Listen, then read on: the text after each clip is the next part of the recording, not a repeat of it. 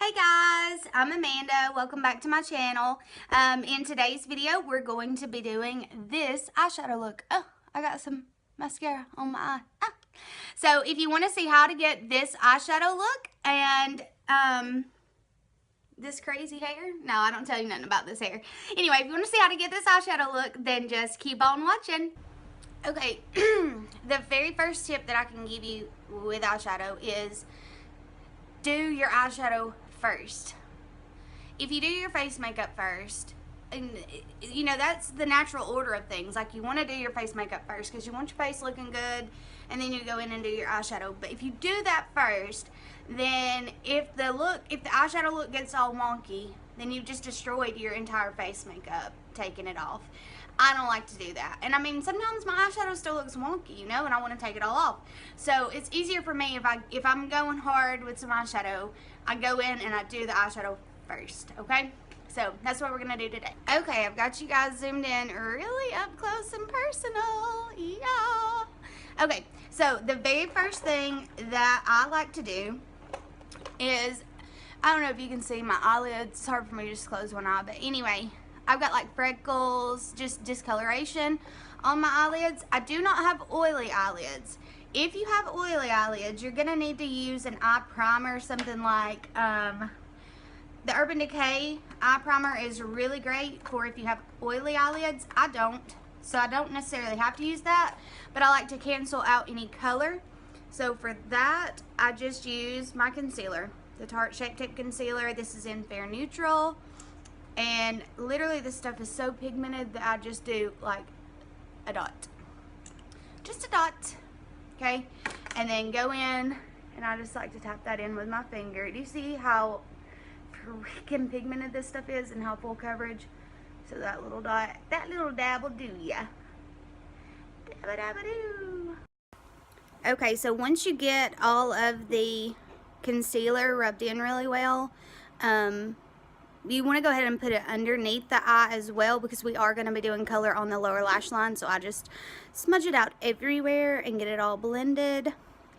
And then you're going to go in with a powder on top of that to set it, because if you don't, what's going to happen is the very first color you use is going to stick to the concealer, and then you're going to hate life. And so just to prevent hating life in general, go in with a setting powder. I just use my It by Pores, and you can get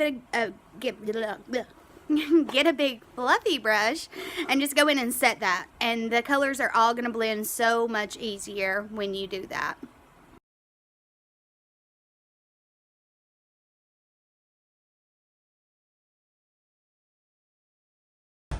Okay, so this is the palette that I'm going to be using today. It's a little trio that I created at Makeup Forever on the Sephora website from the Makeup Forever collection. I love their eyeshadows. They're super pigmented. I've had this for a while, and I've only hit pan on the shimmer shade. So, yeah. We're going to start with this orange color as our crease shade. The most important thing is the type of brush that you use. So see, I'm going to be using a big fluffy brush that is not stiff. If you are wanting to kind of blow out color, you need to use a big fluffy brush that is not stiff. Otherwise, it's just going to put the color right where you put it, and it's not going to blend it out very well. So I'm going to zoom you guys back in, and we're going to get started with the orange shade. Just dip my brush in, tap off the excess, seriously. And I go just a little above my natural crease. I'll start on the outside where I want the most color deposited, and then work my way in. Now, I am holding my brush very far back, because the further back you hold your brush, the more it is going to blow that color out, blend it out as you put it on. If you hold your brush close, it's going to keep it right where you're putting it. Do you see what I'm saying? So hold your brush farther away, and it blends it out as you put it on. Now these colors are not going to be for everybody, but this is more about technique than the colors that I'm doing today. You know what I'm saying? Another thing about putting on the eyeshadow first is you can get as messy as you want to out here because you can clean it up with a makeup wipe before you go in and put your makeup on. And also, you can use tape and put the tape like right along here to cut. Ow, I just broke my elbow. What? Why do people call it a funny bone? There is nothing funny about hitting that part of your arm. It hurts. It's not funny. Although I do laugh when somebody else does it, which is rude, but... Okay, for the next color in the palette that I'm going to go in and use, it's this purple right here. And I want that just a little bit lower than the orange, and I want it to be a little bit more precise and not quite as blown out. So for that, I'm going in with a tapered brush that is a little bit stiffer. It's still a big thick brush, but it's stiff. Do you see the difference between it and the fluffier one that we were using? So just gonna dip into the purple and put it right into the crease. And I'm holding my brush closer because I want this color to be in a specific spot. And I don't want it to be so blown out. Now I will go back and blend these shades together a little bit more. But you can see as far as application, I'm holding it closer, putting it right where I want it. You know what I mean? Outer to inner corner, all up in that crease. For some reason this morning I've got that song, oh, I put my hand upon your hip, when I dip, you dip, we dip, stuck in my head. I don't know why that happens to me, out of the random blue. I swear I could be so smart if my brain would stop retaining lyrics to every song I've ever heard ever in my life. I would have so much more room for more important things than that, you know? Okay, so got that pretty well blended. The good thing about starting with a transition shade is it's so much easier to blend. That's why I start from the top and work my way to the bottom versus starting with a lid shade and work my way up, because this is just way, way quicker. You feel me? Way quicker. Now we're going to go in with the green shade in the palette, which by the way is the star of the show. Oh, let me just show you. I mean, is that not beautiful? I love it. I'm just going to swatch it for you and try. I mean, I die. I love it. It is my favorite. For this, you're going to need a flat synthetic brush and one that's not super, super huge. See how flat that is? Synthetic. Okay? And I'm going to just get a good amount of color on here.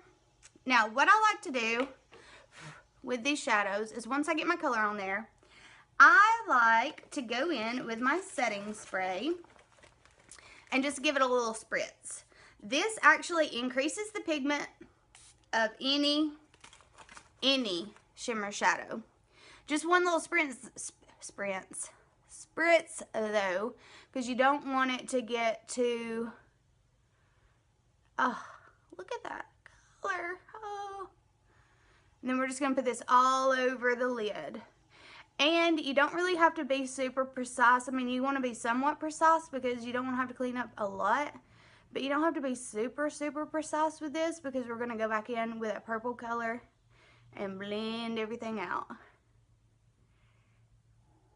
The main thing is just to get it all over the lid.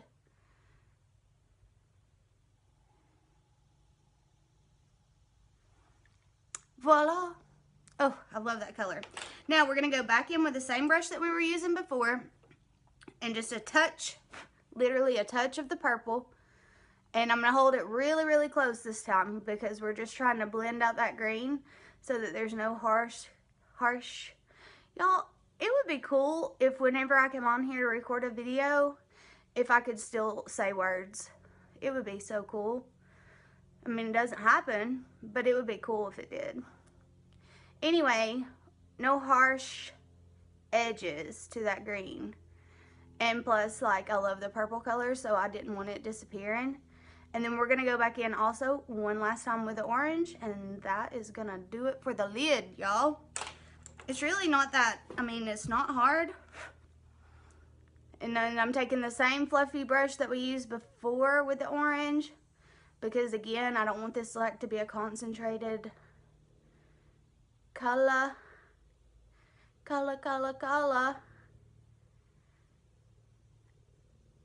Okay, now that's going to complete the lid. I will go in, I'll go ahead and show you. What I like to do is I like to take a highlighter. This is my Ofra Rodeo Drive highlighter. And I like to just get just a smidge on my pinky finger, and I will put it right up here. Just for a little, you know, a little something, something. Right at the brow bone. Oh, love it, love it, love it. I also do this right on the inner corner. But really, I'll have to go back in and redo that after I do my face makeup. But I just wanted to show you for the sake of showing you. Now, for the lower lash line. The very most important thing is to go in with a tiny brush, because I'm going to do all 3 colors that I just did on my lid on the lower lash line, but I'm going to use this flat, super packed brush. And I'm going to start with the green, and I'm going to work that closest to the lash line.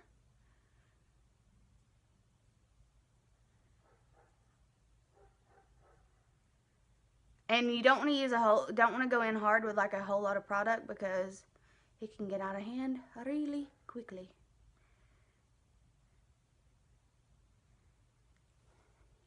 And then I'm going to go in with the purple and just go right over top of it.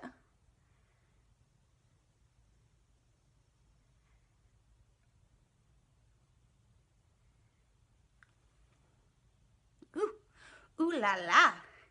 And then I'm going to go in with orange. Same thing. Right over top of the purple. Just to kind of blend it all out. You know what I'm saying?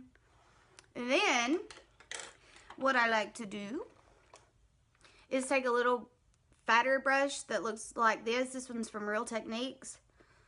It's called a smudge brush. And then go in and smudge that all out just to blend it so it's not like a super harsh line, you know? Smudgy, smudgy, smudgy. Okay, then, now we're going to go in with some eyeliner, and this part is super gross, so I'm sorry in advance, but I like to put the liner on the waterline, upper and lower. When I'm doing this specific look, which is one that I do a lot because I love these colors, I like to go in with the NYX Tropical Green. And I have used the heck out of this liner, like it's getting so tiny. And actually, it's kind of sharp. I don't know if I can. But anyways, I like to do that. And go on the waterline. Because it matches the look. Okay. Whew, hold on, I have to sharpen this. It matches the look perfectly. You know what I mean? And these little liners will stay on your waterline so well. And I like to just drag it down, which is why I didn't go in so hard with that other green. And it just kind of makes the look pop, you know what I'm saying? I love it. I love it so much. Now I'm going to finish the rest of my makeup, and I'll come back to show you the final look. Okay guys, so this is the final look. I hope that you have enjoyed this video and maybe found it helpful, or if not, at least entertaining and not a waste of your ever how many minutes this video is. And that's it, guys. Later, I'll see you in my next video. Bye.